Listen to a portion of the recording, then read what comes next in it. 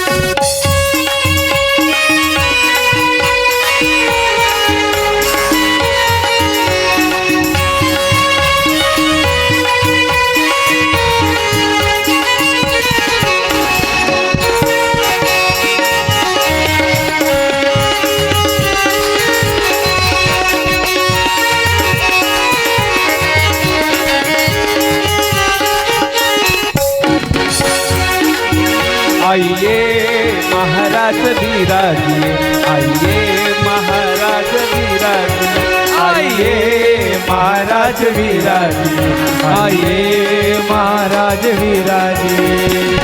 कथा करो मति अनुसार, कथा करो मति अनुसार, कथा करो मति अनुसार, कथा करो मति अनुसार, कथा करो मति अनुसार, कथा करो मति अनुसार, कथा करो मति अनुसार, कथा करो मति अनुसार। आइए महाराज विराजिए, आइए महाराज विराजिए, आइए महाराज विराजिए, आइए महाराज विराजिए, आइए महाराज विराजिए।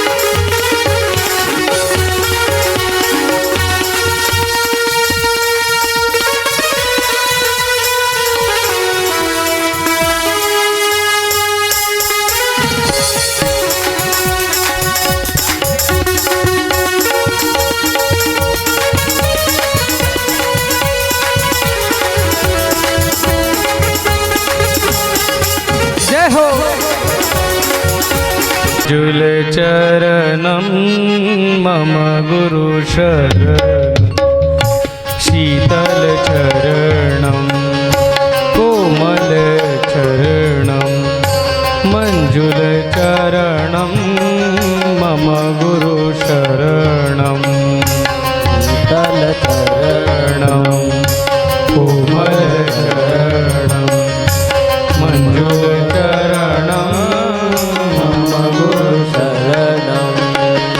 शीतल चरणं कोमल चरणं, मंजुल चरणं मम गुरु शरणं, शीतल चरणं कोमल चरणं, मंजुल चरणं मम गुरु शरणं।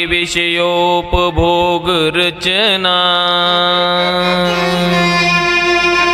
निद्रा समाधि स्थिति संचार पदयो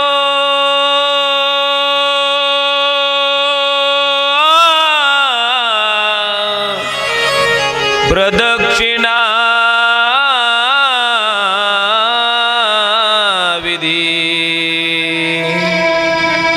श्रोत्राणि सर्वां करो गिरी यज्ञत् कर्म करोमि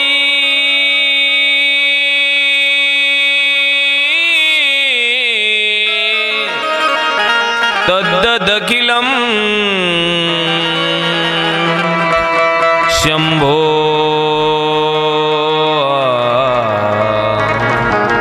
तव आराधनं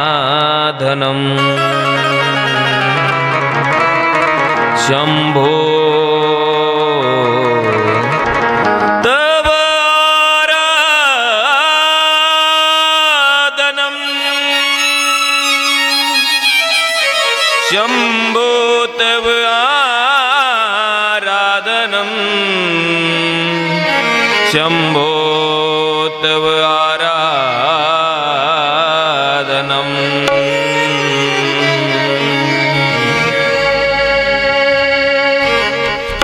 हर हर महादेव शंभो काशी विश्वनाथ गंगे महादेव शंभो काशी विश्वनाथ गंगे हर हर महादेव शंभो काशी विश्वनाथ गंगे हर हर महादेव शंभो काशी विश्वनाथ गंगे काशी विश्वनाथ संगे काशी विश्वनाथ गंगे काशी विश्वनाथ संगे काशी अमरनाथ गंगे हर हर महादेव शंभो काशी विश्वनाथ गंगे हर हर महादेव शंभो काशी विश्वनाथ गंगे हर हर महादेव शंभो काशी विश्वनाथ गंगे हर हर महादेव शंभो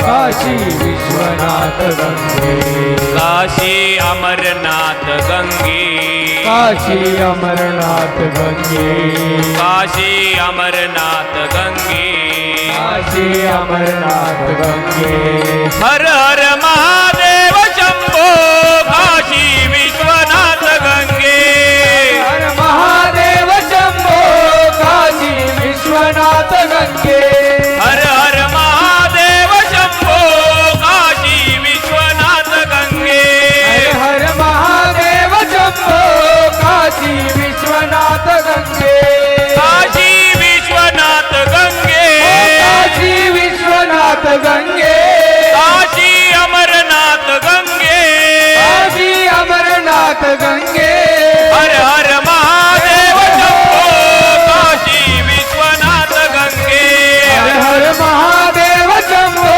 काशी विश्वनाथ गंगे हर हर महादेव शंभो काशी विश्वनाथ गंगे हर हर महादेव शंभो काशी अमरनाथ गंगे अमरनाथ गंगे काशी अमरनाथ गंगे नमः पार्वती पतये हर हर हर हर महादेव श्री शिव महापुराण की जय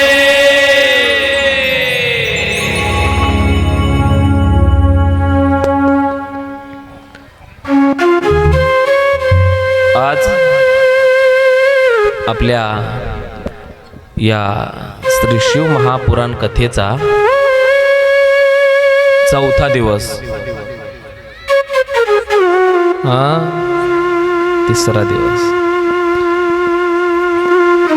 तेच म्हणले एखादा झाला तर झाला कमी आहे का नाही बघा देवादिदेव महादेवाची ही पुण्य पवित्र श्री शिव महापुराण कथा नैमिषारण्यामध्ये रोमहर्षण सूतजी सांगत आहेत बरं का. आणि नैमिषारण्यामध्येच शौनक मुनी आणि 88,000 शिष्य श्रवण करत आहेत ही कथा. आणि हीच कथा आज या नाशिक नगरीमध्ये, पुण्यनगरीमध्ये तुम्ही आणि आपण सगळे या नर्मदेश्वर महादेवाच्या दरबारात, गोपालकृष्ण भगवंताच्या दरबारामध्ये श्रवण करत आहोत. ही कथा आहे ना,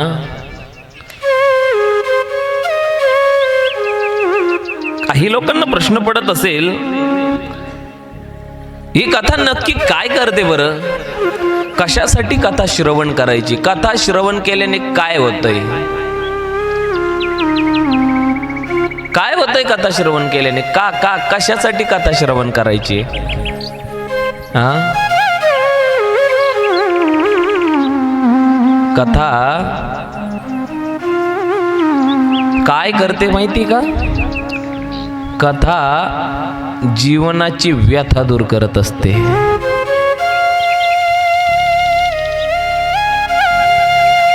सतविवेक बुद्धी निर्माण करण्याचं काम कथा करत असते. कारण जिथं सत्संग नाही तिथं विवेक नाही, आणि जिथे विवेक नाही तिथे भगवंताला सुद्धा काही किंमत नाही. माणसं तर सोडा, सतविवेक निर्माण करण्याचं काम कथा करते. मी नाही म्हणत. कोण म्हणतं? गोस्वामी तुलसीदासजी म्हणतात, बिनु सत्संग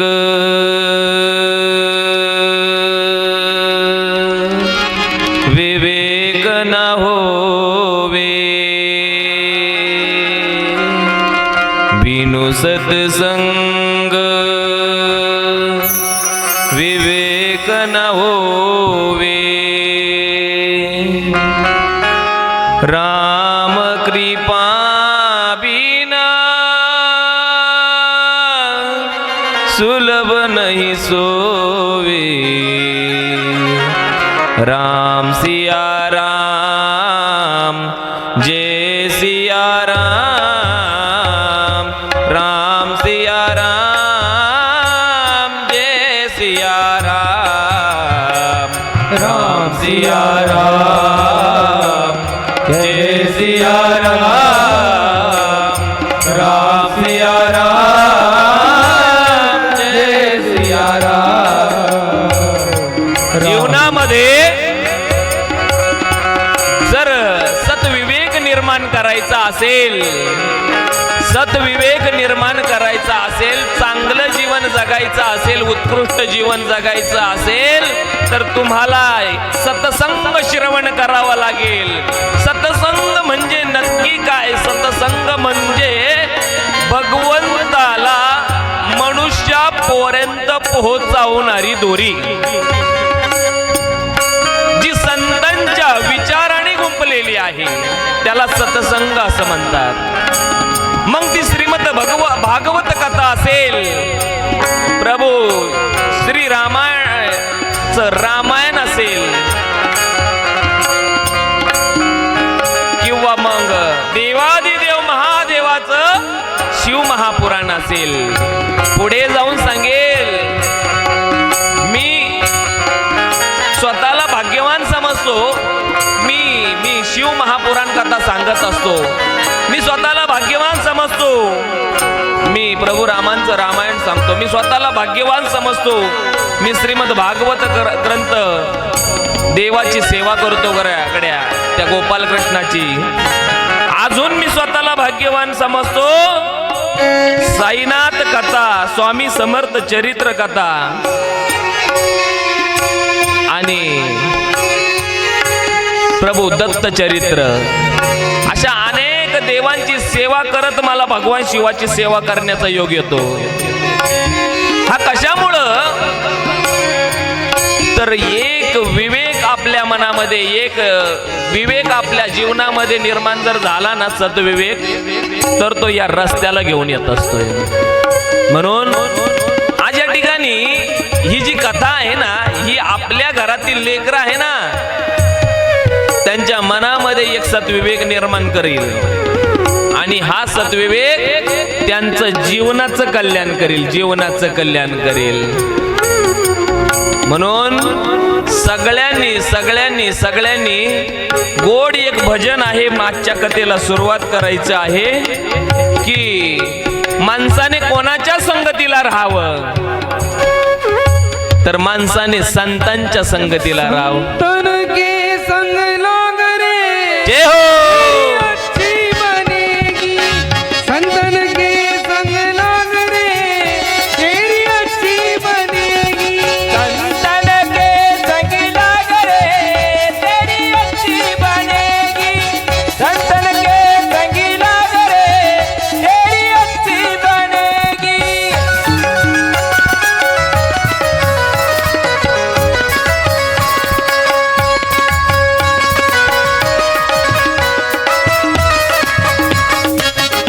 संतन के संग लाग रे तेरी अच्छी बनेगी, संतन के संग लाग रे तेरी अच्छी बनेगी. अच्छी बनेगी तेरी बिगड़ी बनेगी. जय हो. अच्छी बनेगी तेरी बिगड़ी बनेगी. अच्छी बनेगी तेरी किस्मत जगेगी. अच्छी बनेगी तेरी किस्मत जगेगी. रामचरण अनुराग रे जय हो. अच्छी बनेगी. संतन के संग लाग रे तेरी अच्छी बनेगी. संतन के संग लाग रे तेरी अच्छी बनेगी. संतन के संग लाग रे तेरी अच्छी बनेगी. कागा से कोई हंस बनावे. कागा से तोरे हंस बनावे. कागा से कोई हंस बनावे. कागा से तोरे हंस बनावे. रामचरण अनुराग जय श्री राम. तेरी अच्छी बनेगी. संतन के संग लाग रे तेरी अच्छी बनेगी. संतन के संग लाग रे तेरी अच्छी बनेगी. संतन के संग लाग रे तेरी अच्छी बनेगी.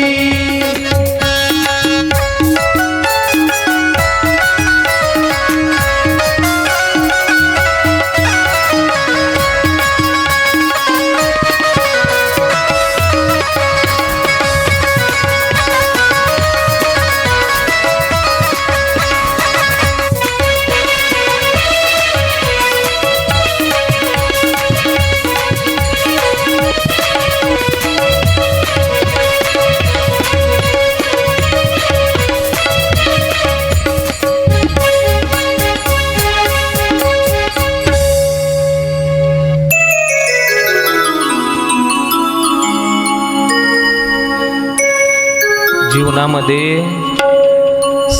बोलू नका बरं का, बिना बोलता करा. जीवनामध्ये संतांच्या सहवासामध्ये मनुष्य ज्या दिवशी येतो ना, त्या दिवशी त्याचं जीवन बदलून जातं. अशीच एका जीवन बदलण्याची कथा तुम्हाला मी सांगतो गड्या.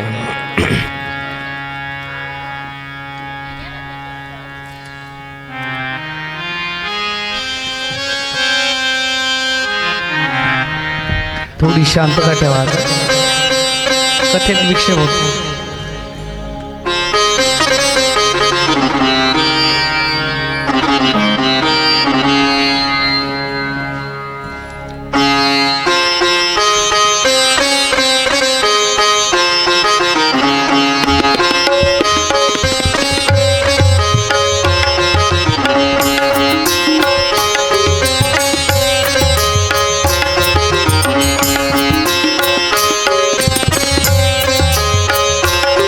या महाराज.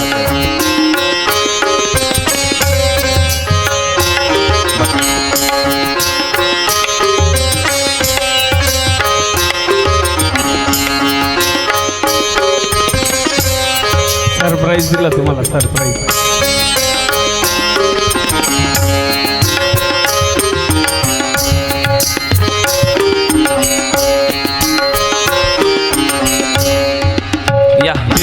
वर या, वर या, इकडे बस. बस बस चला. हे ना उद्यापासून कथा सुरू होण्याच्या अगोदर करून ठेवत जा, ठीक आहे.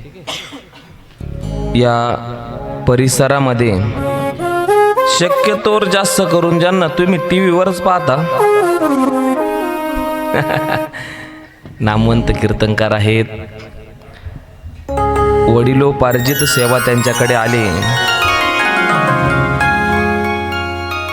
आळंदी येथे शिक्षण घेतलं.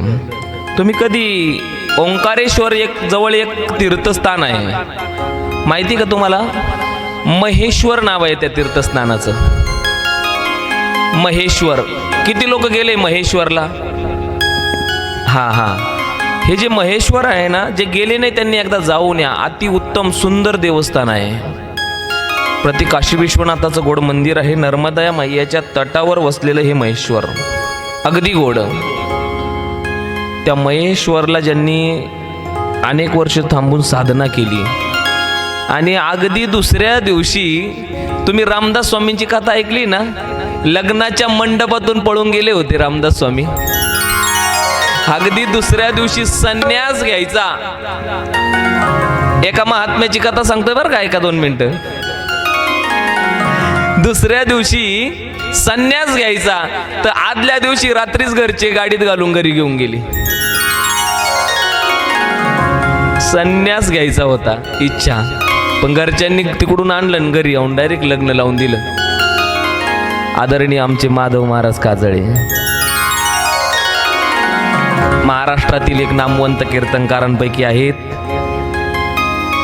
विशेष मला ह्या गोष्टीचं वाटतंय की महाशिवरात्रीचा पर्व काळ आहे. आज 3रा दिवस चालू आहे पर्व काळाचा, आणि आज तुम्ही कथेला कशी म्हणजे आज कीर्तन नव्हतं का करून येईल? करून आलेले ना.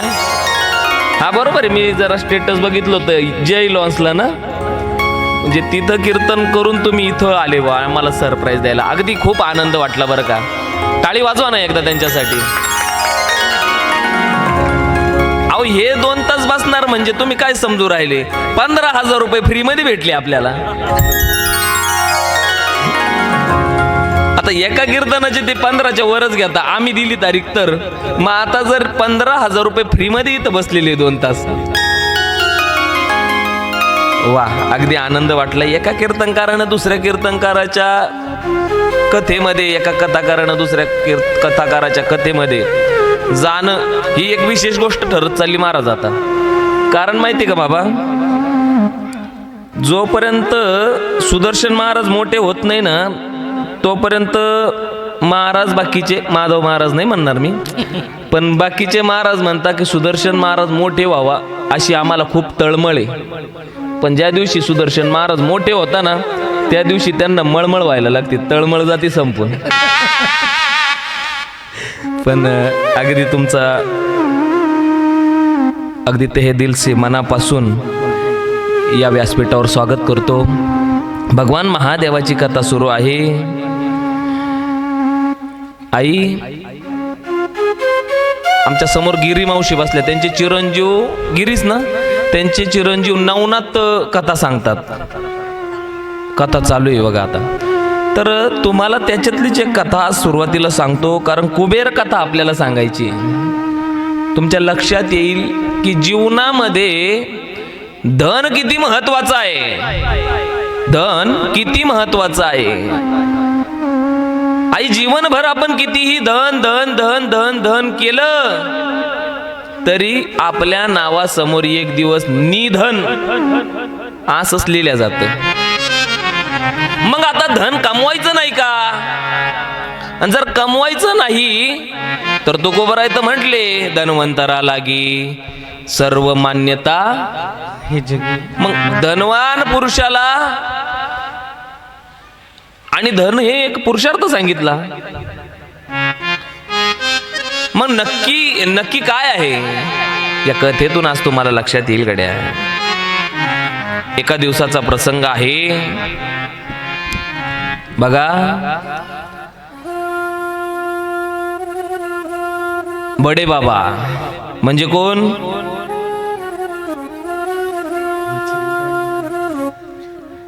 कवी नारायणाचा अवतार आणि शिवगोरख हरनारायणाचा अवतार.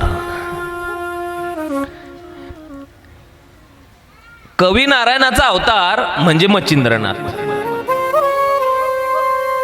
आणि शिवनारायणाचा अवतार म्हणजे गोरक्षनाथ. म्हणजे भगवान महाविष्णूचा अवतार म्हणजे कोण? मच्छिंद्रनाथ, गुरु मच्छिंद्रनाथ. आणि लखन महाराज महादेवाचा अवतार म्हणजे गोरक्षनाथ. एक दिवसाचा प्रसंग आहे. एका जंगलामधून चाललेले होते, श्री राज्यातून पुन्हा वापस आलेले होते. झोळी होती, झोळीमध्ये सुवर्णाची वीट होती. सुवर्णा म्हणजे सुवर्णा नावाच्या स्त्रीने दिलेली वीट नाही, सोन्याची वीट होती. कशाची वीट होती? सोन्याची. आणि झोळीमध्ये सोन्याची वीट होती.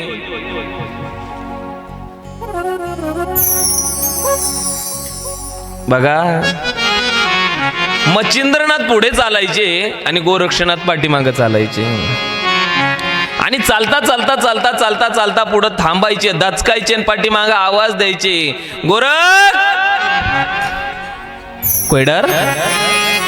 गोरक्षनाथाला वाटायचं अरे श्री गुरु सारखा आस्था पाठी राखा. अरे एवढा मोठा साधू, एवढा मोठा संत माझ्या सोबत आहे, माझे सद्गुरू माझ्या सोबत आहे. स्वतः मच्छिंद्रनाथांनी मला विचारावं, गोरख कोयडर असं का बरं विचारलं असेल? बरं ठीक आहे, दिलं सोडून. विचारलं असेल, नाही गुरुदेव कोयडर नाही. काहीच काहीच काहीच काहीच शंकाच नव्हती मनामध्ये भीती निर्माण होण्याची. मग पुन्हा पुढे गेले केदार महाराज. आणि पुढे गेल्याच्या नंतर पुन्हा एकदा दचकलेन आवाज दिला, गोरख कोयडर. नाही गुरुदेव कोयडर नाही. असं 4-5दा झालं गड्या आई.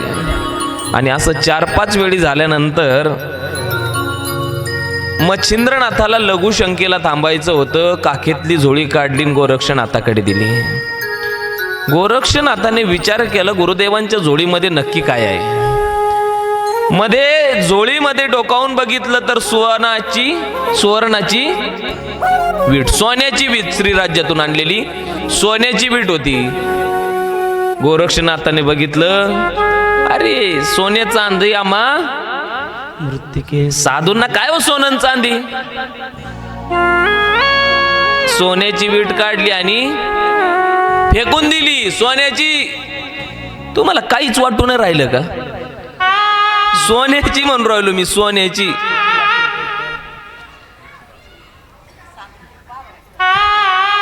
सोन्याची ईट म्हणून राहिलो. काय बा, सोन्याचं नाव काढले लोक झोप उडून जाऊ राहिल्या. सोन्याची वीट काय केली? फेकून दिली गड्या, फेकून दिली. आई सोन्याची वीट फेकून दिली. आणि आता पुन्हा निघाली, झोळी काकेमध्ये घेतली आणि पुन्हा थोडा पुढे जाऊन आणि त्याच विटाच्या मापाचा एक दगड उचलला आणि झोळीमध्ये टाकून घेतला. गुरुदेवांकडे झोळी देऊन टाकली. गुरुदेव पुढे निघाले. चालत चालत चालत पुन्हा धबकले, पुन्हा घाबरले, दचकले. पण पुन्हा आवाज दिला, अरे गोरख कोयडर. गुरुदेव डर तो पीछे ही रह गया.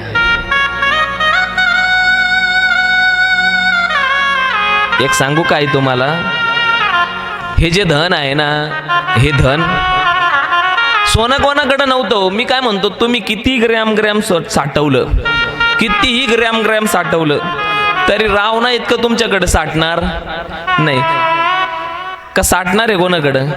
मग महाराज रावणाकडे किती सोनं होतं बरं? रावणा के सोडा, देवाची नगरी सोन्याची होती.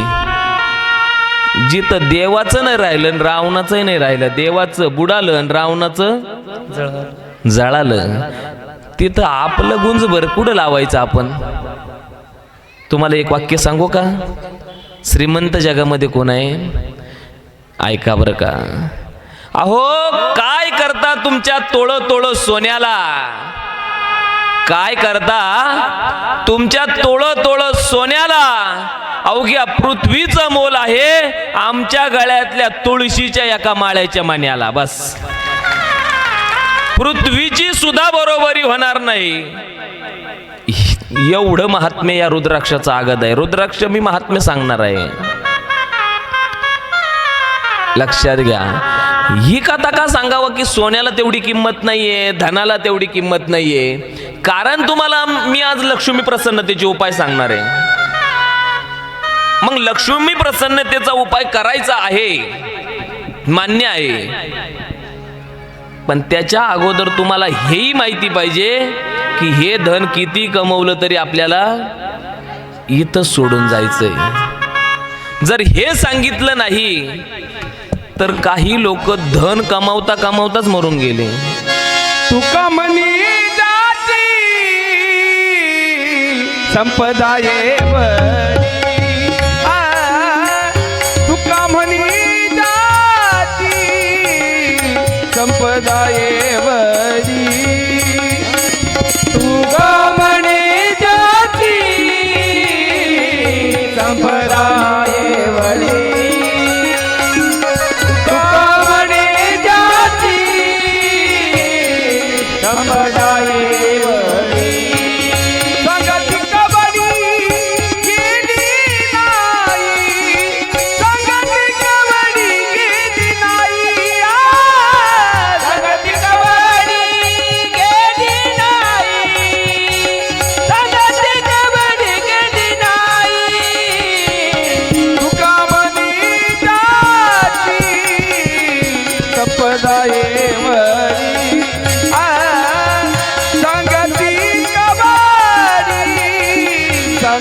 कबड्डी गेली नाही, तुका म्हणे जाती संपदा येवरी,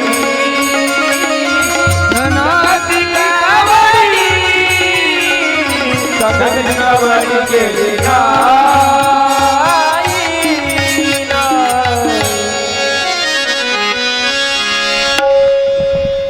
काय प्रमाण होतं? त्यांची संपत्ती एवढी जास्त आहे, एवढी थोर होती, एवढी जास्त होती, तरी सुद्धा सोबत, आवाज महाराज, तरी सुद्धा सोबत कवडी सुद्धा नेता आली नाही. पण तुम्ही घाबरू नका, तुम्हाला मी धनप्राप्तीचा उपाय तर सांगतोच. काय, तुम्ही तो उपाय करा, तुम्ही श्रीमंतही वशाल. मी काय बाहेरून येईल महाराज नाही झाले तुम्ही मला इड रस्त्यात कुठे दारा आहे का नाही बिका भाऊ?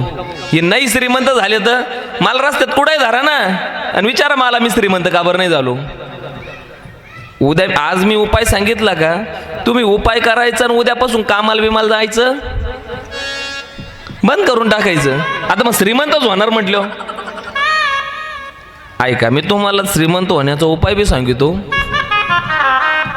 आणि श्रीमंत झाल्यानंतर तुमच्याकडे जे धन येईल ते वर कसं घेऊन जायचं तोही उपाय सांगितो. म्हणजे तर जमलं ना, जमलं का नाही?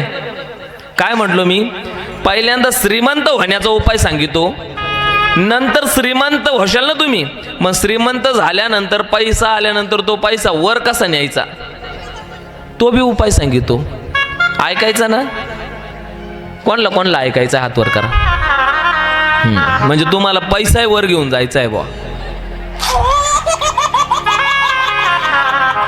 तरी सांगितो. चला बरं का, आमचे लखन महाराज आहे ना, लखन महाराज एकदा युरोप कंट्रीमध्ये सिंत वाजवायला गेले होते. साधू आहेत आदरणीय मुक्तानंदगिरी बापूजी, महामंडलेश्वरी मुक्तानंदगिरी बापूजी यांच्यासोबत गेले होते ना महाराज.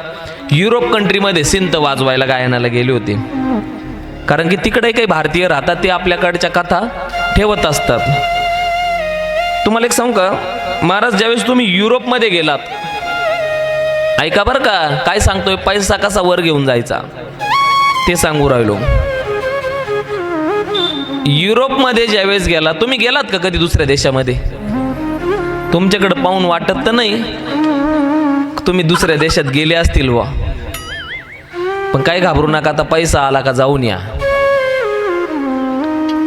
दुसऱ्या देशामध्ये कशाने जावं लागतं? कशाने? बोला ना. दुसऱ्या देशामध्ये विमानानं जावं लागतंय. आणि त्या देशामध्ये राहण्यासाठी एक कागद लागतो, त्याचं नाव व्हिसा. त्याच्याशिवाय आपल्याला त्या देशात राहू देत नाही, आपल्या देशात त्यांना राहू देत नाही. आणि तिकडं प्रवास करायचा असतो तर त्याला लागतो पासपोर्ट. काय म्हटलो मी? पासपोर्ट. पासपोर्ट आणि व्हिसा या दोन गोष्टी कंपल्सरी. मग तिकडं आपल्याला जाता येतं, राहता येतं. पण तिथं गेल्यानंतर आपल्या भारतातले पैसे तिथं चालत नाही. मग काय करायचं आई? काय करायचं? तिथं विमानतळावरच तशी व्यवस्था करून दिली असती. विमानतळाजवळ काय, आपले पैसे द्यायचे आणि त्यांचे पैसे घ्यायचे. म्हणजे त्याला काय म्हणतात? Currency change. म्हणजे जर आपले जर रुपये दिले आणि तुम्ही दुसऱ्या देशामध्ये गेलात, युरोप कंट्रीमध्ये, तिथं तुम्हाला दिनार मिळणार. इकडं जसं एक रुपया म्हणतात रुपये, तसं तिकडं काय म्हणतात? दिनार. अमेरिकेसारख्या देशामध्ये गेले, आपले रुपये द्यायचे आणि त्यांचे काय घ्यायचे? डॉलर घ्यायचे. असं प्रत्येक देशाची करन्सी वेगळी आहे. आई मला एक वाक्य सांगा, युरोप कंट्रीज किंवा अमेरिका सारखे देश, दुबई सारखे देश, इंग्लंड सारखे देश, हे कुठे आहे? कुठे आहे? पृथ्वीवर आहे. कुठे आहे? पृथ्वीवर. आता हे पृथ्वीवर असणारे देश आहे. आपण भारतातून, लक्ष देऊन ऐकताय ना? भारतातून आपण तिकडे चाललोय, भारतातून दुसऱ्या देशात चाललो. तो देश कुठे आहे? पृथ्वीवरच आहे. तिकडं काय करावं लागलं? करन्सी चेंज करावी लागली. इकडचे पैसे तिकडे नेण्यासाठी करन्सी चेंज करावी लागली. आता मला सांगा, पृथ्वीवरच काय करावं लागते? करन्सी चेंज करावी लागते. आता पृथ्वीवरून डायरेक्ट स्वर्गामध्ये जर पैसे न्यायचे तर करन्सी चेंज करावं लागेल की नाही? का नाही? करन्सी चेंज करावी लागेल का नाही? मग आता ही करन्सी चेंज करायची कशी? ही करन्सी चेंज करण्यासाठी आपल्या गेटवर पुस्तक घेऊन बसलेले. हा सगळा कार्यक्रम चालण्यासाठी धन लागतं. धनाशिवाय काही चालत नाही, पैसा लागतो. मग जर आपल्याला असं वाटतं आपल्याला स्वर्गसुख मिळावं, आपल्याला हा आता कमवलेली लक्ष्मी आपल्या मृत्यूनंतर सुद्धा आपल्याला कामात यावी. काय म्हटलो मी? आपण कमवलेली लक्ष्मी आपल्या मृत्यूनंतर सुद्धा आपल्याला कामात यावी, तर पहिल्यांदा आपल्याला काय करावं लागेल? दान करावं लागेल. दान केलेलं धन हे शुद्ध होत असतं. सगळ्यात महत्वाची गोष्ट सांगतो तुम्हाला, कोणाची अनितीची संपत्ती घरात आणायची नाही. काय म्हटलो मी? कोणाची अनितीची संपत्ती घरात आणायची नाही. आणि ती चुकून आलीही तरी आपण आपल्या संसाराला लावायची नाही. तुम्हाला एक सांगून जाईल, नीतीने कमवलेली संपत्ती कधीही अपूर्ण होत नाही आणि अनितीने कमवलेली संपत्ती कधीही साथ देत नाही, कधीही साथ देत नाही. जोडोनी यादन उत्तम विवारे, जोडोनी यादन उत्तम विवारे, जोडोनी यादन उत्तम व्यवहारे, जोडोनी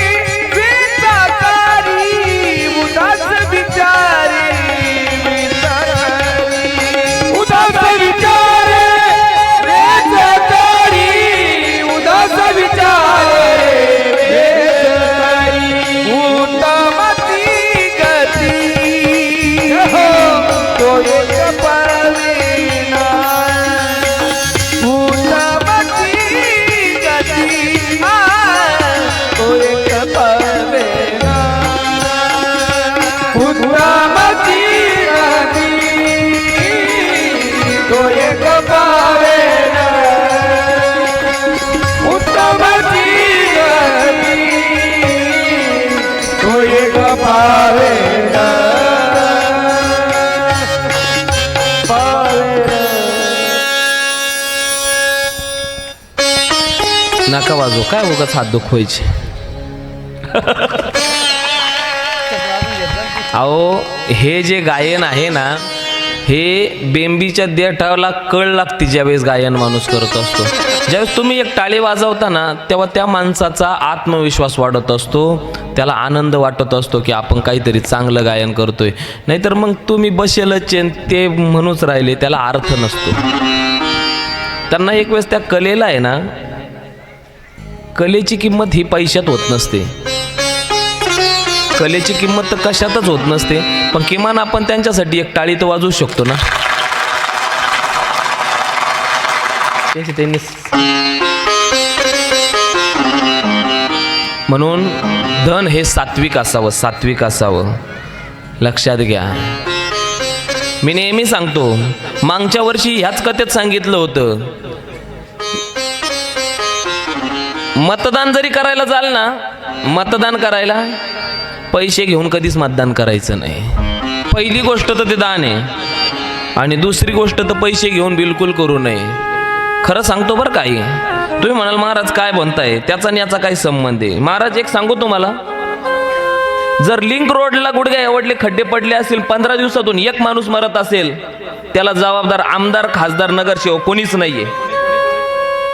ज्यांनी पैसे घेतले ना, त्यांच्या डोक्यावर हे पाप आहे. काय समजू राहिले तुम्ही? आता तुम्ही पैसे घेतले, ते कामं करणार नाही, त्यांनी कामं केली नाही, माणसं मरतील रस्त्यावर. कधीच घेऊ नका. चुकून घेतला असेल सोडून द्या मागचं, पण आयुष्यात कधीच कोणाची अनितीची संपत्ती घरात आणू नका गड्या. खरंच सांगतो तुम्हाला, ऐका. नीतीने संपत्ती कमवा ना, खूप अहो, नीतीने संपत्ती कमवण्यासाठी खूप उपाय आहे, खूप मार्ग आहे. आपल्याला जीवनाला पुरेल एवढी संपत्ती माणूस नक्की कमवतो. ऐका, तुम्हाला धनप्राप्तीचा उपाय सांगायचा म्हणून हे सगळं लेक्चर द्यावं लागतंय, लक्षात घ्या. आणि अनितीची संपत्ती जर घरात आली ना, घरात शांतता राहत नाही, आरोग्य राहत नाही. घरामध्ये वादविवाद, क्लेश निर्माण होतात. लक्षात घ्या. जीवन जगत असताना या छोट्या छोट्या गोष्टी जर आपल्या लक्षात आल्या ना, जीवन खूप सोपं आहे. जीवन खूप सोपं आहे. तुम्हाला एक सांगू का, जीवन जगत असताना एक वाक्य सुंदर आठवलं म्हणून, जीवन जगत असताना जीवनामधील आणि जेवणामधील, काय म्हटलो मी, जीवन जगत असताना जीवनामधील आणि जेवणामधील फक्त चमचे बाजूला काढा, तरी जीवन आणि जेवण दोघंही चांगलं होतं. हो, हे जे चमचे आहेत ना, चमचे हे जेवणाची वाट लावतात, आणि हेच चमचे जीवनाची सुद्धा वाट लावतात. हो, शेजारी येऊन बसाल, तुम्हाला एक गोष्ट सांगू का, 5 मिनिटात सांगतो, पुढे चालतो, ऐका. एक कावळा असतो, कावळा, आणि तो कावळा एका कोंबड्याजवळ जातो महाराज, आणि त्या कोंबड्याला काय सांगतो माहिती का, त्या कोंबड्याला, अरे तुझी पात्रता खूप आहे रे. कोणला म्हणतो? कावळा कोंबड्याला म्हणतो, तुझी पात्रता खूप आहे रे, तू त्या घारीपेक्षा उंच उडू शकतो. आता खरंच कोंबडा घारीपेक्षा जास्त उंच उडेल का? काय म्हणतो, तू त्या घारीपेक्षा जास्त उंच उडू शकतो रे, पण तू कॉन्फिडन्स ठेवत नाही म्हणे, स्वतःचा आत्मविश्वास नाही म्हणे तुझा. कोंबडा म्हणे, नाही रे, ती घार आहे दादा, मी कोंबडा आहे. अरे तू वेडा आहे म्हणे, तू एकदा चॅलेंज तर देऊन पाय, मी आहे ना तो पार्टीशी, मी घारीला जवळून पाहिले म्हणे. काय घारीचे हाल आहे? कोंबडा म्हणतो बरं का, हे कावळा म्हणतो, कावळा, डोम कावळा. हा कावळा सांगतो घारीचे लय हाल आहे, तू घारीपेक्षा जास्त उडू शकतो. आणि मग हा कोंबडा काय म्हणतो, मी घारीपेक्षा जास्त मोठा उंच उडू शकत नाही. अरे तू चॅलेंज तर करून पाय. मग हा कोंबडा एक दिवस म्हणतो, चला प्रयत्न तर करू, आणि घारीला चॅलेंज करतो, मी तुझ्यापेक्षा. आता घार म्हणती, हे कोंबडं, याच्या कुठं नादी लागायचं, हत्ती चले बीज बाजार, कुत्ते भुके 1000 द्या सोडून. घार निघून चालली. आता घार निघून चालली आहे, पण कोंबडा उपासक बुद्धीने म्हणून राहिला, घाबरली का म्हणे मला. आता खरंच घार कोंबड्याला घाबरली होती का? पण घार म्हणे जाऊ दे, शेवटी तो कोण आहे? कोंबडा आहे. आता घार निघून गेली तिच्या घरट्याजवळ. कोंबड्याच्या नादाला घार लागली नाही. आता हा जो डोमकावळा होता हा इथून उडाला आणि आकाशामध्ये गेला घारीजवळ. आतापर्यंत पृथ्वीवर होता, आता कुठे गेला? आकाशात. आणि घारीला काय सांगितलं माहिती का? काय त्या कोंबड्याची अवकात, त्यानं तुला चॅलेंज करावं तू निघून यावं. घार म्हणे अरे मी घार आहे, शेवटी ते कोंबडं आहे, त्याच्या कुठं नादीला लागायचं. कावळा काय बोलला माहिती का? हा कावळा उडून आकाशात तिकडे गेला होता ना. कावळा म्हटला प्रश्न तो नाहीये की तो कोंबडा आहे, तू घार आहे सगळ्याला माहितीये. पण उद्या इतिहास लिहित असताना लोक म्हणतील एका कोंबड्याने घारीला चॅलेंज दिलं होतं पण घार घाबरून निघून गेली होती. घार म्हणली ते बरोबर आहे. आता ह्या कावळ्याने काय केलं? पहिल्यांदा पृथ्वीवर थांबून कोणला सांगितलं? कोंबड्याला उकसवलं आणि आकाशात जाऊन घारीला उकसवलं. असे लय डोमकावळे पृथ्वीवरही थांबतात आणि आकाशातही थांबतात, दोघं बाजूनं वाचतात. घार म्हटली असं आहे का? घारीनं झडप घातली आणि कोंबडा उचलला. कोंबडा इतका वर नेला, इतका वर नेला, इतका वर नेला आणि वर नेऊन कोंबडा सोडून दिला. पण ज्यावेळी घारीनं कोंबडा उचलला, घार ज्यावेळेस आकाशात उंच उडत असते ना, तिचं लक्ष खाली कुठं असतं माहिती का?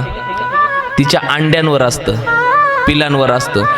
ज्यावेळी घार उंच आकाशात उडत होती ना, कोंबड्याला घेऊन कोंबड्यावर तिचं लक्ष गेलं आणि अंड्यांवरून लक्ष विचलित झालं. जेव्हा घारीचं लक्ष अंड्यांवरून विचलित झालं, त्यावेळेस एका सापाने येऊन घारीचे अंडे खाऊन टाकले आणि कोंबडावरून आकाशातून सोडला. कोंबड्याचे काय मोडले? पाय मोडले. आता एक लक्षात घ्या, असे लय डोमकावळे तुम्हाला भेटतील. घारीच्याही बाजूनं बोलतील आणि कोंबड्याच्याही बाजूनं बोलतील. नुकसान घारीचं आणि कोंबड्याचंच होईल. तिचे पिल्ल गेले आणि हिचे पाय गेले. हे डोमकावळे शोधा आजूबाजूला. बाई तू ये म्हणून सहन करू राहिली, तू ये म्हणून सहन करू राहिली. दुसरी टिकली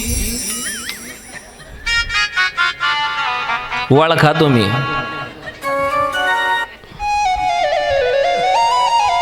बाई माझ्या नवऱ्याने मला आजपर्यंत असा शब्द 4 चौघात तिला चोपाळात टांगेल राहतो घरामध्ये. फक्त तुम्हाला समजावायला येते ती. मैत्रीण ती आहे तुमची. ज्यावेळेस तुमचा आणि तुमच्या नवऱ्याचे 2 शब्द वाचतील ना आणि घरात जाशाल ना, हो बाहेर जाशाल, मैत्रिणीजवळ बोलशाल. बाई बोलती मैत्रिणीजवळ नाही मग कोणाजवळ बोलणार? बोलेल ना त्यावेळेस तिनं सांगायला पाहिजे अगं संसार आहे, भांड्याला भांडं लागतं, होतच असतं. तुझं झालं काय? आमचं नाही झालं का? आमचं परवाच होऊन जायले. नसल होईल तरी म्हटली पाहिजे आमचं परवाच होऊन जायले. जाऊ दे मरू दे. ती खरी मैत्रिणी. ती जर म्हटली बाई का तुम्ही समजायचं हे डोमकावळा आहे, याला सोडायला हरकत. आलं का लक्षात? लय डोमकावळे भेटतील. ऐका. आणि याच्या पुढे एक गोष्ट सांगतो. आपल्याला कुबेर कथेकडेच वळायचंय. 10-15 मिनिटात कथा सांगतो, जास्त नाही. याच्या पुढे एक वाक्य सांगतो. तुम्ही महिलांसाठी खास, पुरुषांना बिचारायला टाईमच नाही. 12 तास 8 तास बस तिकडे जाम येते. त्यांच्या डोक्याला तुम्ही ताण देऊ नका. ते तुम्हाला घाबरून घाबरून का ऐकायला येत्या. नको घरात भांडणं लागायला म्हणून. पण तुम्हाला सांगतो ऐका. एक वेळेस तुमचं दुःख आहे ना, एक वेळेस तुमचं दुःख आपल्या मैत्रिणीला सांगा, काही फरक नाही पडत. फार झालं तर मीठ चोळेल त्या दुःखावर. ऐका बरं का काय म्हणतोय, फार महत्वाचं वाक्य आहे. एक वेळेस तुमचं दुःख आपल्या मैत्रिणीला सांगा, फार झालं तर मीठ चोळेल त्या दुःखावर. पण एक सांगू का, आपलं सुख सांगताना फार विचारपूर्वक सांगा. त्याला जर नजर लागली नाही, संसाराचं वाटोळं होत असते. म्हणून अगदी जीवाची मैत्रीण असेल तिला सुख सांगा. दुःख एक वेळेस सांगितल्यावर काही फरक पडणार नाही, पण सुखाला नजर लागली ना मग अवघड होतंय. म्हणून दुःख सांगा पण सुख सांगू नका. मगाशीच बोललो ना, तुम्ही मोठं होईपर्यंत तळमळे आणि मोठे झाले का मळमळे. हा ऐका,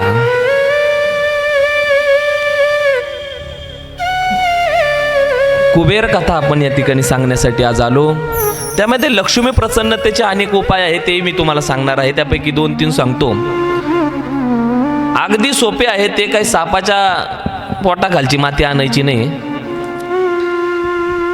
नाही तर ते उपाय फार अवघड असतात काही काहींचे. सापाच्या पोटाखालची माती आण, हे वाचलेले उपाय आहे. कोणी विचारलं तर मी बोट ठेवून दाखवून देईल का इडं वाचलाय. असे उपाय आहेत. ऐका, स्वयंभू राजाला 3 कन्या होत्या. एक शुभलोचना, एक दाक्षायणी आणि एक प्रसूता.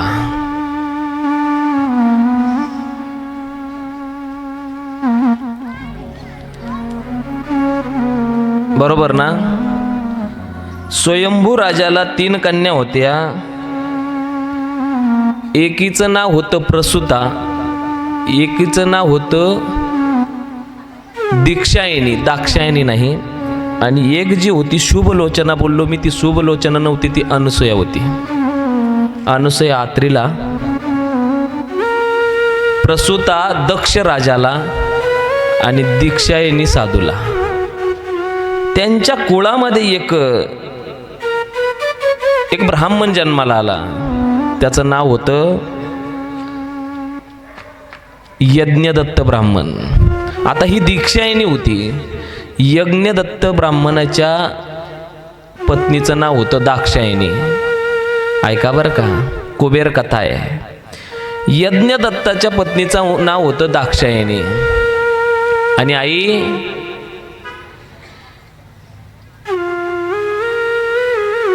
यांच्या पोटी एक अपत्य जन्माला आलं. त्याचं नाव होतं गुणनिधी.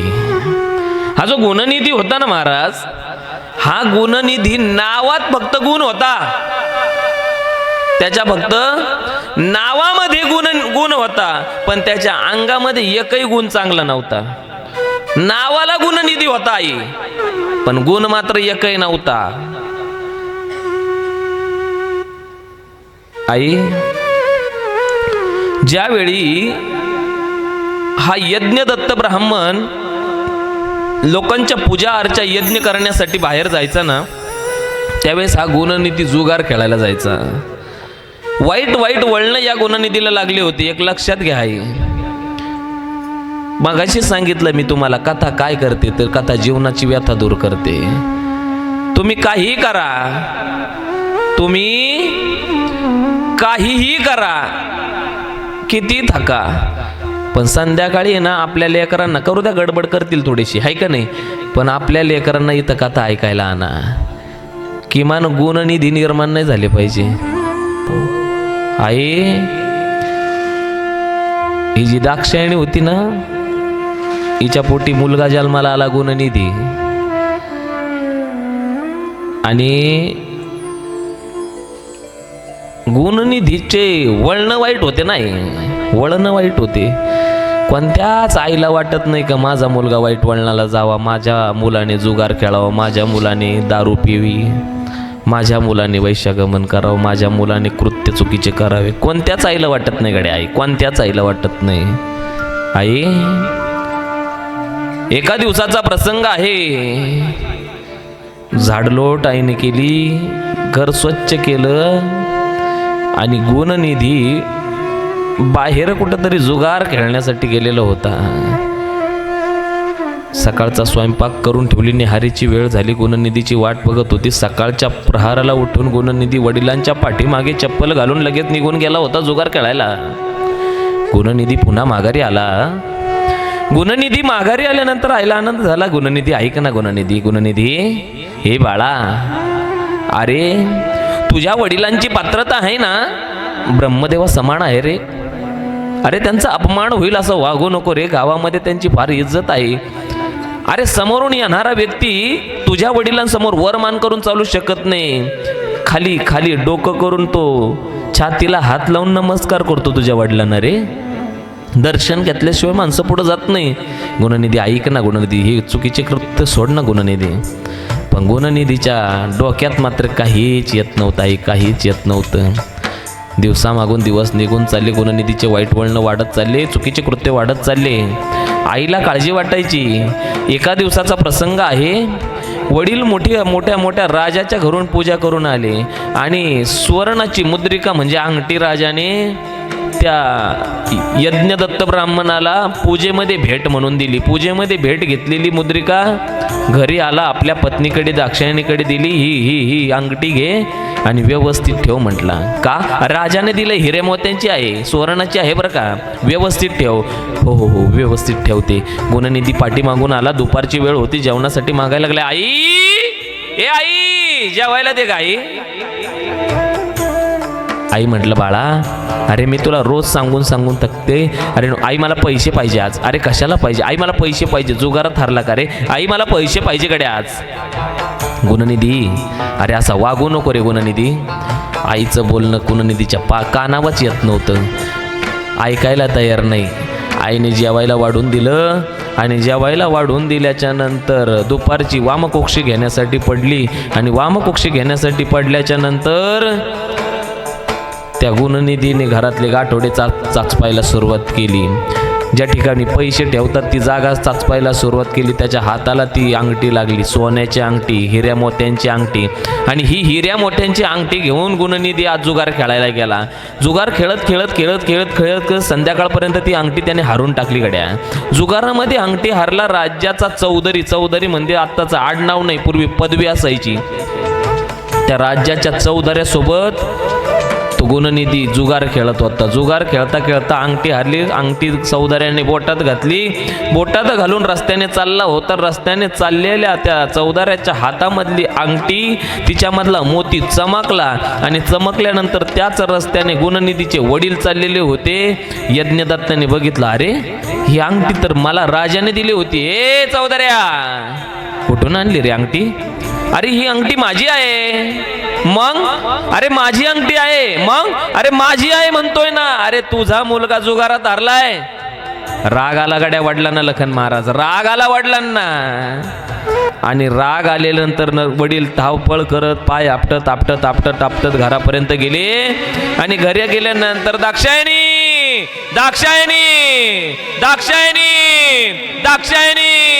अहो काय झालं? काय वरडायला? माझी अंगठी कुठे? अहो ठेवली मी सांभाळून. अंगठी कुठे? अहो ठेवली ना मी सांभाळून. ए दाक्षायणी, मला बाकीचं माहित नाही, माझ्या हातावर आत्ताच्या आत्ता अंगठी ठेव. चाचपायला सुरुवात केली, बघायला सुरुवात केली घरामध्ये. इकडे बघ तिकडे बघ. आता दाक्षायणीच्या लक्षात आलं, अरे गुणनिधी आपल्या हातातली अंगठी घेऊन गेला गड्या. आपल्या गाठोड्यात ठेवलेली अंगठी घेऊन गेला आणि दाक्षायणीचा हात त्या यज्ञदत्ताने धरला आणि तशीच घराच्या बाहेर काढून दिली. थांबायचं नाही माझ्या घरामध्ये आजपासून. एका मुलाला तुला संस्कार करता येत नाही, मुलाने केलेल्या कृत्याचा सगळा दोष आईला मिळाला. आई गुणनिधी त्या ठिकाणी चालत येताना बघितलं, अरे काहीतरी भांडणं झाले आहे बाबाचे आणि आईचे. हे गुणनिधी, अंगठी कुठे आहे माझी? गुणनिधीने खाली पाहिलं. चालता होऊन आलाय का? अजिबात घरात पाय ठेवायचा नाही. घरातून हुसकून दिलं गड्या, दोघांना हुसकून दिलं. आणि ज्या दिवशी घर सोडतो ना माणूस, घर सोडतो ना, त्या दिवशी आपली लायकी काय आहे समाजामध्ये हे कळतं. एक लक्षात ठेवा, जोपर्यंत घरामध्ये बाप कमवतो ना, त्यावेळेस तोपर्यंत मुलाला त्या बापाच्या कमाईची किंमत कळत नाही. पण ज्यावेळेस स्वतः कमवतो ना, त्या दिवशी त्याच्या लक्षात येतं की ह्या 1 रुपयाला किती महत्व आहे. अहो ह्या गुणनिधीला यज्ञकर्म येत नव्हते, पूजापाठ येत नव्हते. चुकीच्या गोष्टी करून हा यज्ञदत्ताचा मुलगा गुणनिधी मोठा झाला होता. एक सांगेल तुम्हाला. अहो ज्यावेळेस माणूस कमवत नसतो, वडिलांकडे जातो, बाबा मला पैसे पाहिजे. वडिलांच्या खिशात पैसे नसू द्या. वडील काय सांगतात माहिती का? दुकानात जाय आणि दुकानदाराला माझं काय सांग, फक्त नाव सांग. दुकानात जाय, दुकानदाराला माझं फक्त नाव सांग. तो मुलगा जातो आणि दुकानदाराला फक्त नाव सांगतो. पण आई एक सांगू का तुम्हाला, तोच बाप निघून जाऊ द्या. वाक्य असं आहे, जीवनामधून बाप नावाचं क्रेडिट कार्ड निघून गेल्यानंतर कोणतीच बँक उभं करत नाही आपल्याला. हो, फार महत्वाचा बाप आहे. आज त्या गुणनिधीला हुसकून दिलं घरातून, गुणनिधीला हुसकून दिलं, गुणनिधीला घरातून हाकलून दिलं. गुणनिधी रानावनामध्ये फिरायला लागला. माघ महिन्याचा दिवस आहे, माघ महिन्याचे दिवस चाललेले आहे. शिव नवरात्रीचा पर्व चालू आहे, जो आत्ता चालू आहे.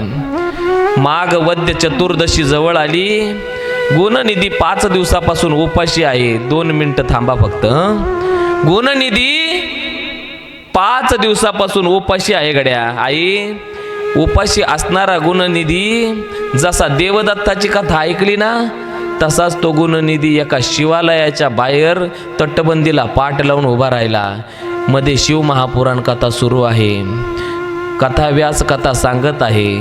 सर्व जनसामान्य जनता कथा मनाने कानाने ऐकत आहे आणि कथा संपण्याची वाट गुणनिधी पाहत आहे. का बरं माहिती आहे? आज त्याला चोरी नव्हती करायची, आज त्याला कुणाला लुटायचं नव्हतं. भगवान महादेवाच्या शिवालयामध्ये लोकांनी नैवेद्य ठेवला होता. नैवेद्य आणि नैवेद्य ठेवलेला हा त्या गुणनिधीला खायचा होता नैवेद्य. कारण 5 दिवसाचा उपवासी गुणनिधी आहे. या गुणनिधीने आई कथा संपण्याची वाट पाहिली. शिवरात्रीचा दिवस आहे, रात्रभर कथा ऐकली आणि कथा संपण्याची वाट बघत बघत कथा संपली. कथा संपल्याच्या नंतर सगळे लोक त्या ठिकाणून निघून गेले. मंदिराच्या पुजाऱ्यांच्या डोळ्याला डोळा लागला आणि गुणनिधीने शिवालयामध्ये प्रवेश केला. महाराज, गुणनिधीने शिवालयामध्ये प्रवेश केला आणि ज्यावेळेस गुणनिधीने शिवालयामध्ये प्रवेश केला ना, त्यावेळेस काय झालं होतं माहिती का? तव तो दीपक झालासे मंद. ग्रंथामध्ये वर्णन येतं की त्यावेळेस त्या मंदिरातला, त्या शिवालयामधला दिवा मंद झाला होता, विझण्याचा लायक झालेला होता, विझण्याकरता आलेला होता. गुणनिधीने पाहिलं, जर हा दिवा विझला तर मला मंदिरातला प्रसाद दिसणार नाही आणि मंदिरातला प्रसाद दिसला नाही तर मी तो खायचा कसा. म्हणून त्या गुणनिधीने आपल्या धोत्राचा काठ पाडला आणि तो दिवा आहे ना, त्या दिव्याला त्या धोत्राच्या काठाने वात करून लावली. जेवढे दिवे होते रात्री मध्यरात्रीच्या सुमारास तेवढे दिवे पेटवले, उजेड केला आणि त्या उजेडामध्ये त्याने शिवालयातील त्या शिवलिंगावर ठेवलेला प्रसादाला हात लावला. तोच एका पुजाऱ्याचा डोळा उघडला आणि बघितलं, अरे कोणीतरी चोर आहे. पळा पळा पळा पळा, धावा धावा धावा धावा. आणि हा गुणनिधीला सगळ्यांनी बघितलं. गुणनिधीला वाटलं आता माझं काही खरं नाही गाड्या. गुणनिधी पळायला लागला, धावायला लागला. हातामध्ये प्रसाद घेतलेला आहे, कसा बसा मुखामध्ये टाकला. एक घास पोटात गेला नाही गेला, पळत सुटला. सगळे सगळे सगळे शिपाई मागे लागले. धाव धाव धाव धाव धावले. 5 दिवसाचा उपवासी असणारा हा गुणनिधी सगळ्यांनी मिळून धरला आणि धरलेल्या गुणनिधीला मारायला सुरुवात केली. मारता मारता मारता मारता मारता मारता इतकं मारलं, इतकं मारलं, इतकं मारलं की गुणनिधीचा त्या ठिकाणी काय झाला? मृत्यू झाला. मृत्यू. गुणनिधीचा मृत्यू झाला. आई, हा गुणनिधी कशासाठी गेला होता माहिती का? हा हरावया गेला, चोरायला गेला होता, चोरी करायला. कोणता? हरावया गेला शिवाचा नैवेद्य.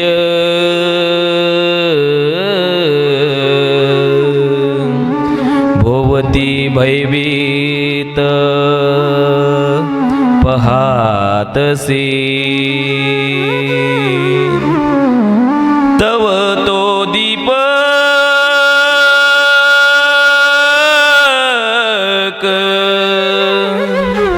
झाला से मंद करावया तेज फाडिला काट. काय केलं? हरावया गेला शिवाचा नैवेद्य भोवती भयभीत इकडं तिकडं बघत होता.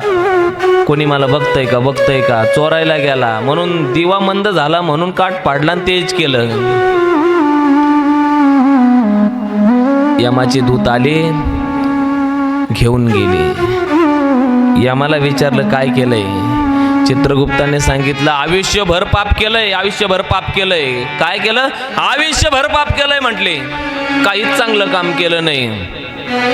मग काय करायचं? रवरवती कुंभीपाक नरकाच्या शेजारी शैव नावाचं एक नरक आहे, त्याच्या पुढच्या प्रतीचं. जो व्यक्ती हारीचा आणि हाराचा भेद करून वादविवाद निर्माण करतो त्याला शैव नरकामध्ये टाकल्या जातं. असा तो नरक आहे. म्हणले त्या नरकामध्ये याला टाका. या नालायकाने फार मोठे पाप केलेले आहे आणि नरकामध्ये टाकणार तोच आवाज आला, आक्रमण.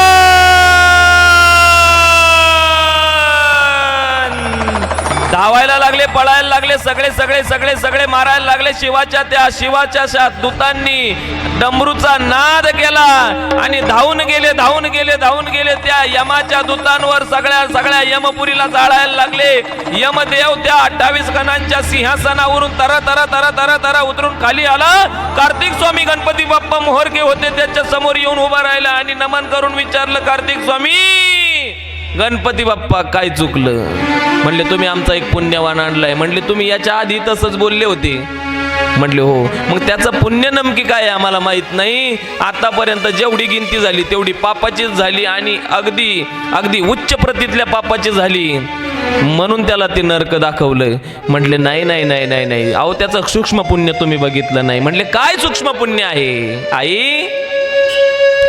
सूक्ष्म पुण्य ज्यावेळेस विचारलं त्यावेळी त्या गणपती बाप्पांनी आणि कार्तिक स्वामींनी सांगितलं, यमदेवा ज्यावेळी माझ्या महादेवाच्या मस्तकावर अंधार व्हायला लागला त्यावेळी याने स्वतःच्या धोत्राचा काठ फाडून तिथं दिवा लावला आणि नकळत का होईना महाशिवरात्रीच्या दिवशी शिवालयामध्ये त्याच्याकडून दिवा लावला. त्या पूजेला म्हणतात चंद्रमौळी पूजा. ही चंद्रमौळी पूजा केली बर आहे. आणि त्याने मरणाच्या अगोदर चुकून का होईना शिव महापुराण कथा बाहेरून तटबंदीला पाठ लावून ऐकली, म्हणून याला नरक होऊ शकत नाही. शिव महापुराण कथा श्रवण केली, याला नरक होऊ शकत नाही. पण ऐका ना, पुढच्या जन्मामध्ये तो राजा झाला. राजा झाल्याच्या नंतर कपिल मुनींच्या वंशात जन्माला आला आणि राजा होऊन भगवान शिवाची साधना केली. तो जन्म मी तुम्हाला सांगत नाही. त्याच्या पुढच्या जन्मामध्ये तो द्रोणमती नावाचा कर्दम ऋषींचा चिरंजीव झाला. तो जन्म तुम्हाला सांगत नाही. त्या जन्मामध्ये त्याने भगवान महादेवाची आराधना साधना केली आणि भगवान महादेव आणि पार्वतीला प्रसन्न करून घेतलं आणि भगवान शिव आणि पार्वती त्याच्या समोर उभी राहिली आणि शिव आणि पार्वती उभी राहिल्यानंतर त्याला विचारलं तुला काय पाहिजे? ज्यावेळेस विचारलं काय पाहिजे त्यावेळेस त्याचे डोळे बंद होते, कारण पार्वती माता समोर होती आणि पार्वती माता समोर असताना पार आले. मळापासून नाही आले, पण ऐका, एवढी तेजस्वी पार्वती माता सुंदर होती. आणि अहो काळा माणूस असला सरकारी नोकरीला तरी त्याची बायको सुंदर राहते. महादेवाच्या बायकोला एवढं मळ येईल कुठून तुम्ही मला सांगा. ऐका, जाऊ द्या विनोदाचा भाग. आणि पार्वती मातेच्या तेजाने त्या दृढमतीचे डोळे बंद झाले आणि त्याने हळूहळू हळूहळू डोळा उघडायला सुरुवात केली आणि डोळा उघडायला लागला. ती एक डोळ्याने असं बारीक नजर करून बघितलं. पार्वती मातेनं पहिला तर श्रापच देऊन टाकला. तू नजरेने माझ्याकडे बघितलं, तुला श्राप देते, एकाक्षी होशील. महादेवाने डोक्याला हात लावला. याला वरदान द्यायला बोलवलं होतं, तू श्राप देऊन टाकला. मग काय करायचं? पार्वती माता म्हटल्या, ऐका ना, माझ्याकडून काय झाली, चूक झाली की मला असं वाटलं हा माझ्याकडे कोण नजरेने बघतोय. नाही म्हटले, हा आपला कोण आहे? हा आपला मानसपुत्र आहे. जसा गणपती कार्तिक स्वामी तसाच कुबेर आहे. बरं, आपला मानसपुत्र आहे ना, मग याने तुमच्या डोक्यावर कोणती पूजा केली? चंद्रमौळी पूजा केली. महादेवाच्या मंदिरामध्ये चंद्रमौळी पूजा करणारा व्यक्ती धनवान होत असतोय, धनवान होत असतोय. महादेवाच्या मंदिरात चंद्रमौळी पूजा करणारा व्यक्ती धनवान होतो. पार्वती मातेने सांगितलं, याने चंद्रमौळी पूजा केली ना, याला आपल्या धनाचा भांडारी करून टाका, भांडारगृहाचा भांडारी करून टाका. आणि त्या दिवसापासून त्याच दृढमतीने रूप घेतलं. कुबेर भगवान की जय. आणि कुबेर हा धनाचा भांडारी झाला. अशा कुबेराचं आपल्याला सगळ्याला दर्शन घ्यायचंय. बघा, कुबेर महाराज या ठिकाणी येणार आहे. कुबेर महाराज येणार आहे.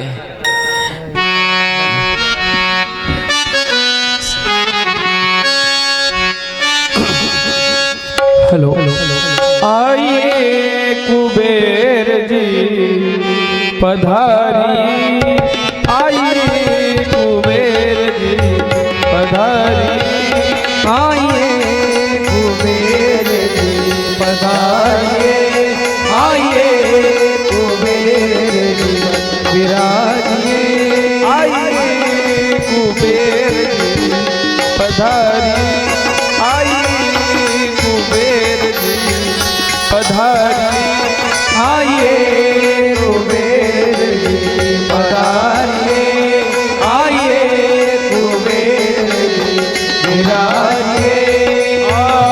कृपा करो भक्ति अनुसार, कृपा करो भक्ति अनुसार, आइए कुबेर जी पधारी, आइए कुबेर जी पधारी, आइए कुबेर जी पधारिए, आइए कुबेर जी पधारिए।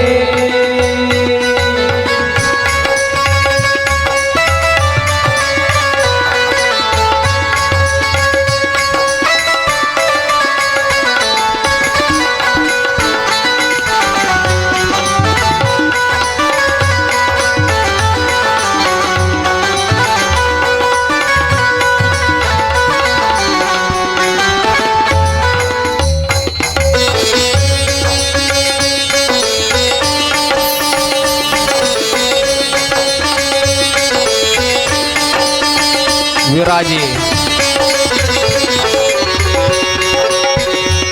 आइए कुबेर जी विराजिए, आइए कुबेर जी विराजिए, आइए कुबेर जी विराजिए, विराजिए। बोला कुबेर भगवान की जय। जाताना सगळ्यांनी कुबेराचं दर्शन घेऊन जायचं. बघा, आता तुम्हाला एवढ्या लांब जायची गरज नाही. आम्ही कुबेरच इकडं आणले आहे ना. मी येडवर येवस्तोर कुबेर ओळखत होतो. नेमकी कुबेर हाय कोण, तेव्हा कळालं मला कुबेर कोण आहे. बसा बसा, बसून घ्या. शेळके महाराजांचा कोणी नाद करायचा? वा वा. या परिसरामध्ये मी राहायला आल्याचा मला फार आनंद आहे. ज्यावेळेस सुरुवातीला मी राहायला आलो ना महाराज, त्यावेळेस मी ह्या पाठीमागच्या गल्लीत भाड्यानं राहायचो. याला साक्षीला आमच्या फापाळी मावशी राहुल महाराज, तुमच्यापैकी काही लोक असतील शेळके महाराज, आणि या पाठीमागच्या गल्लीत भाड्यानं राहायचो मी. आणि मारुतीरायाच्या मंदिरामध्ये हरिपाठाला जायचो. हरिपाठाचा पखवाज वाजायला राहुल महाराज राहायचे. आणि नाही म्हणजे माणूस थोडासा उंच व्यासपीठावर जर बसला ना तर जमिनीचे पाय त्यानं काढून नाही घेतले पाहिजे. फापाळे महाराजांनी मला टाळ शिकवलंय, आमच्या फापाळे काकांनी, राहुलच्या वडिलांनी.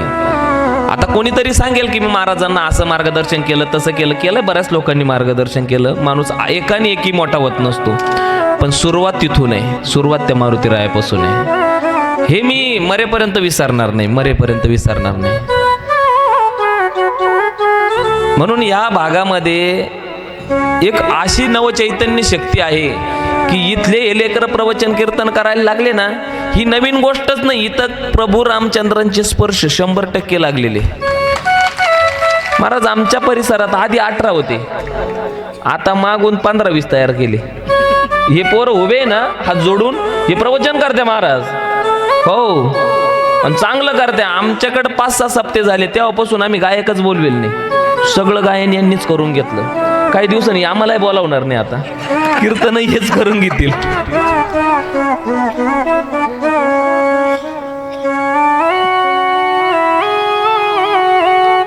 कुबेराच्या सेवेत एवढी जनता होती.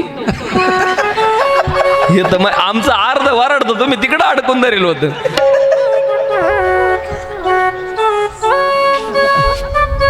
धनाची देवता आहे ना? नाही ते अन्नदाते आहेत, गंमत केली मी. बरं, कुबेराचं दर्शन झालं आणि मी असं ऐकलंय, देव दिसला का माणसाला धन नको आहे ना. देव दिसले धन नको, म्हणून आता धन प्राप्तीचा उपाय काय सांगत. फक्त 5 मिनिटं राहिले, ऐका ना. तुम्हाला 2-3 गोष्टी सांगून जातो, तुमच्या जीवनात नक्की बदल होईल. 100% होईलच. कारण मी बाहेरून आणलेला महाराज नाही का मी इथं चाटा मारून निघून जाईल. होईलच. ऐका, घरामध्ये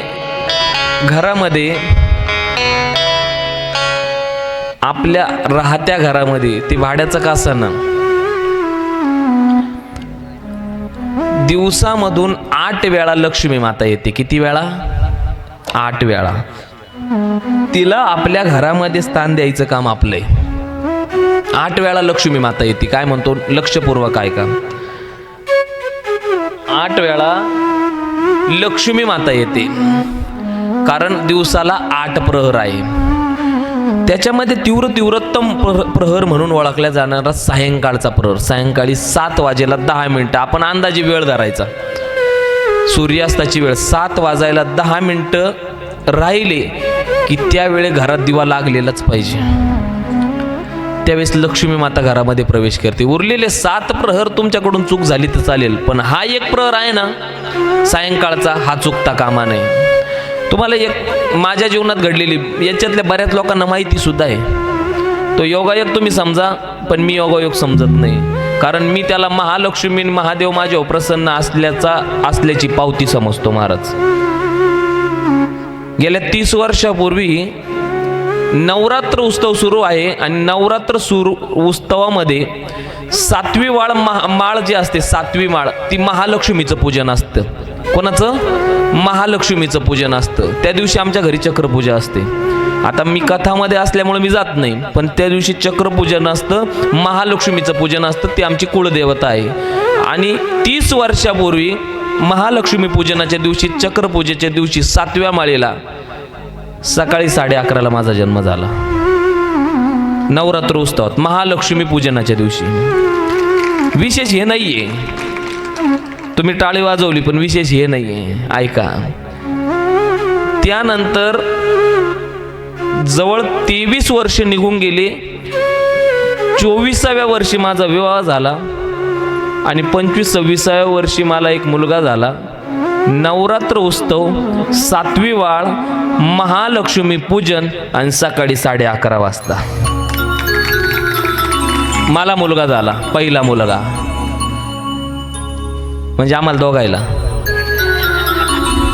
ती म्हणशील बाबा सगळं मी सहन केलं आणि हा म्हणून राहिला मला मुलगा झाला.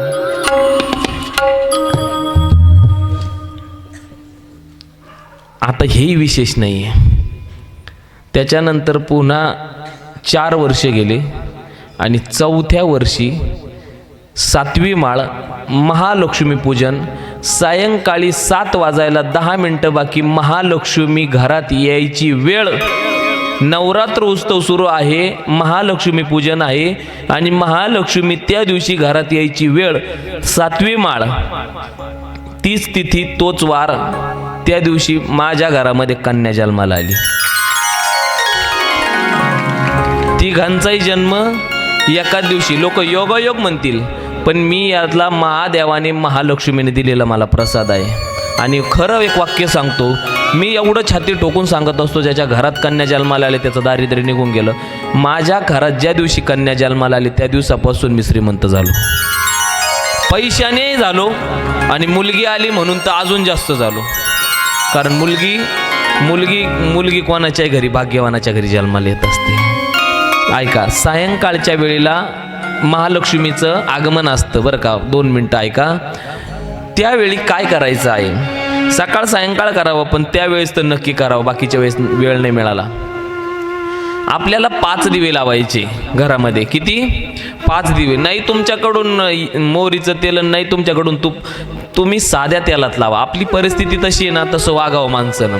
उगाचच काहीतरी दाखवा नसावा, आहे का नाही. माणसाकडे असायला असावं, दाखवायला नसावं. आजकाल लोक गरीब त्याच्याचमुळे, हो, जे कर्जबाजारी झाले ना, त्या लोकांना असण्यात मजा नाही आहे, दिसण्यात मजा आहे. शेजारच्याकडे गाडी म्हणून माझ्याकडे वर्षभर त्या गाडीची गरज नाही, पण माझ्याकडे दिसली पाहिजे. घे कर्ज, घे गाडी, बँका तयार आहे, वय कर्जबाजारी. लोकांना फक्त 2-2 घरं झालेली दिसता, 4-4 घरं झालेली दिसता, पण त्या घरांवरचे हप्ते कर्ज कोणाला दिसत नाही. लक्षात घ्या. म्हणून शेजारच्या नादी लागून आपण येडं व्हायचं नसतं. ऐका, 5 दिवे लावायचे. किती? 5 दिवे. थोडं तेल टाका, वीजला सोडून द्या, पण लावा लक्ष्मी येण्याच्या वेळेला. पहिला दिवा लावायचा आहे तुळशीकडे तोंड करून. पहिला दिवा तुळशीजवळ लावायचा आहे. दुसरे 2 दिवे दरवाजाजवळ दोन्ही बाजूने लावायचे. दुसरे 2 दिवे दरवाजाजवळ दोन्ही बाजूला लावायचे. त्याच्यामध्ये दरवाजाजवळचे जे दोघही दिवे आहे, त्या दोघही दिव्यांचं जे तोंड आहे, वात आहे, ही पूर्वेला करायची आणि तुळशीजवळच्या दिव्याची पश्चिमेला करायची. तसं तुमच्याकडून दिशा चुकली तरी चालेल, फक्त दक्षिणेला नाही करायची. एक दिशा सांभाळायची, बाकी दुसऱ्या चुकल्या तर चालतील. 3 दिवे झाले. चौथा दिवा आपल्या देवघरात लावायचा. चौथा दिवा आपल्या देवघरात लावायचा सायंकाळच्या आरतीचा. आणि जो 5वा दिवस आहे तो आपल्या किचनमध्ये, स्वयंपाकघरामध्ये, ज्या ठिकाणी आपण पाण्याचा हंडा भरून ठेवतो किंवा पिण्याचं पाणी भरून ठेवतो. कोणाकडे ते मशीन आले आता ॲक्वाचे, ते मशीन असतील तर त्याच्याजवळ लावा. फक्त पिण्याचं पाणी जिथं भरून ठेवतो तिथं तो दिवा लावायचा. 5 दिव्यांमधल्या एकाही दिव्याचं तोंड दक्षिणेला नको आहे. आणि ज्यांना पितृदोष सांगितला, ब्राह्मणाने सांगितलं, पितृदोष सांगितला आणि आमकी पूजा करायची, ती पूजा करेपर्यंत तुमच्या घरामध्ये शांतता, सुख, समृद्धी टिकून राहावी असे वाटत असेल, जो 5वा दिवा आहे, जो आपण किचनमध्ये स्वयंपाकघरात लावणार आहे, त्याजवळ एक छोटी वाटी घ्यायची. त्याच्यात अखंड असणारे तांदळाचे 5 दाणे टाकायचे आणि पाणी टाकायचं. पाण्यामध्ये तांदळाचे दाणे ठेवायचे दिव्याच्या समोर. पितृदोष हा कमी होत असतो, त्याच्यापासून आपल्याला नुकसान होत नाही. हा धनप्राप्तीचा उपाय. एवढं जरी केलं तरी पुढच्या वर्षात तुम्ही म्हणशाल, महाराजांनी कालच धनप्राप्तीचा उपाय सांगितला, 2 महिने झाले लोकांचे पैसेच उसने घेऊन राहिलो फक्त. ते तसं नाहीये. तुम्ही वर्षभराचा टर्नओव्हर बघा की तुम्ही वर्षभरात काय केलंय नेमकी. तुम्ही घेतले असतील 10 लोकांकडून पैसे उसने, पण वर्षभरामध्ये तुमचे 2 घरं झाले असतील तर मग ते कोणाला दाखवायचे. प्रत्येकाला अडीअडचणी तात्विक येतच असतात, क्षणिक येतच असतात, पण याचा ऑल ओव्हर इफेक्ट काय होतो ते बघायचं. एका दिवसाचं नाही. अजून दुसरा एक उपाय असा आहे, हे उपाय ऐकून घ्या. उद्यापासून कामाला जायचं काय काम दे रे हरी पलंगावरी कोणी देणार नाही. हे उपाय ऐकल्यानंतर आपले कष्ट आहे तेवढे प्रामाणिक पाहिजे ना. हा ऐका, शेवटचा उपाय सांगणार. कथा संपली आपली, कुबेर कथा. सगळ्यांनी कुबेराचं दर्शन घेऊन जायचं, ग्रंथाचं दर्शन घेऊन जायचं.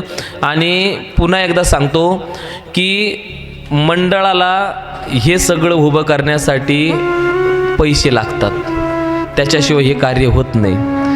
एक लक्षात घ्या, समजा तुमच्या घरातले 500 रुपये कमी झाले, तुम्ही तेवढ्यात भिकारी होणार आहे का? किंवा तेवढ्यात गरीबी येऊन जाणार आहे का तुम्हाला? 100 कमी झाले, 200 कमी झाले, तेवढ्या पैशाने आपल्याला काही फरक पडत नाही, पण मंडळाला फरक पडतो. कारण हे कार्य चालवण्यासाठी पैसाच लागतो. काटकसर करा किचनमध्ये, एखादी वस्तू कमी आणा, काजू बदाम कमी खा, मनुके नका आणू शिऱ्याला, पण 100-200 रुपये मंडळाला द्या. कारण महाशिवरात्रीचा पर्व काळ आहे आणि ह्या पर्व काळावर दान झालं पाहिजे. म्हणून मंडळाची पावती, मी म्हणतो एखाद्याची छोटी फाडली असेल ना 100ची, ना अजून इच्छा आहे डबल पावती फाडून घ्या, काही फरक पडत नाही, पण मंडळाला मदत करा. दुसरी गोष्ट, रोजही अन्नदाते अतिशय सुंदर रुचकर भोजन देतात. आजही अतिशय सुंदर रुचकर चविष्ट पोटभर आग्रह करून आम्हाला अन्नदान त्यांनी केलं. मंडळाच्या वतीने त्यांचे आभार. तिसरी गोष्ट, इथं 5:30 वाजता प्रवचन सुरू होते या लहान लेकरांचं. हे जर आपल्याला मोठे कीर्तनकार झालेले पाहायचे आहे आणि आपल्या जाधव संकुलचं नाव महाराष्ट्रभर फिरवायचं आहे, तर यांचे प्रवचन ऐकायला आपण आता आलं पाहिजे ना.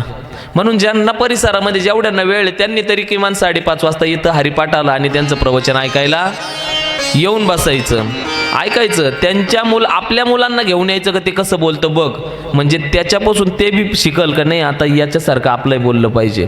चांगली सवय लागेल. म्हणून ज्यांना वेळ आहे त्यांनी प्रवचन ऐकायला या, हरिपाठाला या. शेवटचा एक उपाय सांगतो 5 मिनिटामध्ये, कारण की 11ला अजून 5 मिनिटं बाकी आहे. सांगू? उद्या सांगू? Okay, done. आता आरतीची तयारी करा. मग ते रागानं पाहू राहिले माझ्याकडे, तुम्ही सांगते उद्या सांग.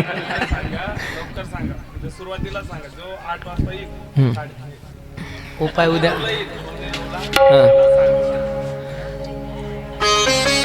ते युट्यूबला पाहतील, ते लय हुशार आहे. असो, आजची कथा आपण या ठिकाणी थांबवूया. कुबेर महात्म्य कथा आपण या ठिकाणी श्रवण केली. जर 7 दिवसात वेळ मिळाला तर मी तो उपाय नक्की सांगेल. अगदी इफेक्टिव्ह उपाय असा आहे की तो उपाय केल्यानंतर मी चॅलेंज करून सांगतो की तुमच्या घरातील धनसंपत्ती वाढणार म्हणजे वाढणारच. लक्ष्मी तुम्हाला प्रसन्न होणारच. हे मी 100% छातीला हात लावून सांगतो. हा मी केलेला उपाय आहे आणि माझ्यासोबत अनेक लोकांनी केलेला उपाय आहे. तो तुम्हाला मी नक्की उद्या सांगेल. उद्या किंवा 7 दिवसामध्ये 8 वेळ मिळाला तेव्हा पूर्ण करू आपण. पण आजच्या कथेला आपण या ठिकाणी पूर्णविराम देऊ. उद्या तुम्ही लवकर या. खूप उशिरा तुम्ही येतात म्हणून कथा फार उशिरा सुरू होती. सगळ्यांनी उठून वेळा, बाकीच्यांनी आरतीची तयारी करा. या ठिकाणी महाराष्ट्रातील नामवंत कीर्तनकार, माझे परममित्र आदरणीय हरिभक्त परायण माधवजी महाराज